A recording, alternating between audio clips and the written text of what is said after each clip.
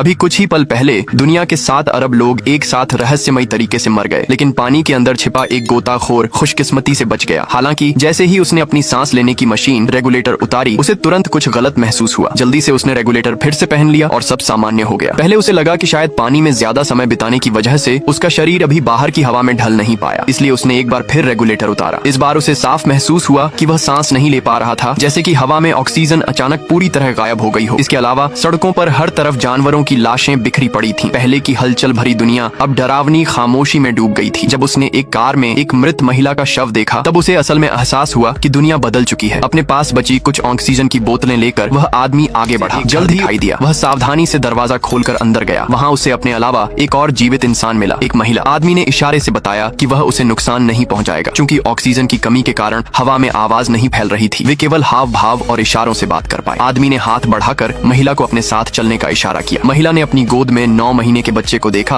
और आखिरकार उसने आदमी के साथ जाने का फैसला किया। जाने से पहले उन्होंने अपनी अपनी ऑक्सीजन बोतलें एक गाड़ी में लाद लीं, लेकिन आदमी की नजर बार बार महिला की ऑक्सीजन बोतलों पर जा रही थी। फिर वह अपनी बोतलों की संख्या देखता। उसने मन ही मन प्रार्थना की कि सबसे बुरा न हो, लेकिन सड़क पर का मंजर दिल दहलाने वाला था। जहाँ तक नजर जाती वहाँ सिर्फ इंसानों की लाशें ही दिखाई देती थी। वे पास के सुपरमार्केट में सामान ढूंढने गए, लेकिन मृत कर्मचारियों के अलावा उन्हें एक भी ऑक्सीजन बोतल नहीं मिली। महिला ने उम्मीद भरी नजरों से फोन उठाकर पुलिस को कॉल करने की कोशिश की, लेकिन बार बार कोशिश करने पर भी दूसरी तरफ कोई जवाब नहीं आया। मजबूरी में दोनों ने फिर से रास्ता पकड़ा। वे सबसे ऊंची पहाड़ी पर पहुंचे। महिला ने अपने पास का अलार्म बजाया और आदमी ने आखिरी बचे स्मोक बम को जला दिया, उम्मीद में कि कोई और बचा हुआ इंसान उन्हें देख ले। लेकिन सूरज डूबने तक कोई मदद नहीं आई। अब उनकी ऑक्सीजन बोतलें भी खत्म होने को थीं। दोनों ने एक दूसरे को देखा, जैसे मौत का स्वागत करने को तैयार हो। तभी दूर के आकाश में एक खूबसूरत आतिशबाजी फूटी। दोनों खुशी से उछल पड़े और तुरंत आतिशबाजी की दिशा में गाड़ी चलाने लगे। आखिरकार वे एक चमचमाती विला के पास पहुंचे। दोनों सावधानी से अंदर गए। वहाँ एक रिकॉर्ड प्लेयर से सुरीली संगीत की आवाज आ रही थी, लेकिन सोफे पर बैठा व्यक्ति पहले ही दम तोड़ चुका था। पता चला कि वह आतिशबाजी उन लोगों ने अपनी आखिरी सांसों में मदद के लिए छोड़ी थी। भले ही संगीत सुनाई नहीं दे रहा था, दोनों ने आपस में गले लगकर धीरे धीरे नाचना शुरू कर दिया। मौत से डरने के बजाय उन्होंने उसे गले लगाने का फैसला किया। उनकी ऑक्सीजन खत्म होने वाली थी। दोनों ने मिलकर महिला की बची हुई 2 बोतलें उठाई। आदमी ने अपनी बोतल बदल ली, लेकिन महिला को पता चला कि उसकी बोतल खाली थी। उसने आदमी से अपनी बोतल वापस मांगी, लेकिन आदमी ने गुस्से में इनकार कर दिया। इसके बाद दोनों में झगड़ा हो गया। आखिरी बची ऑक्सीजन बोतल के लिए मारामारी में आदमी गलती से गिर गया और फर्श पर पड़े हिरण के सींग से उसका फेफड़ा छिद गया। अब भले ही ऑक्सीजन बोतल थी, वह सांस नहीं ले सका। महिला को तुरंत अपनी गलती का एहसास हुआ और वह रोने लगी। अब वह इस दुनिया में अकेली रह गई थी। दुखी होकर उसने अपना मास्क उतार दिया, लेकिन हैरानी की बात थी, उस समय पृथ्वी पर हवा फिर से लौट आई थी।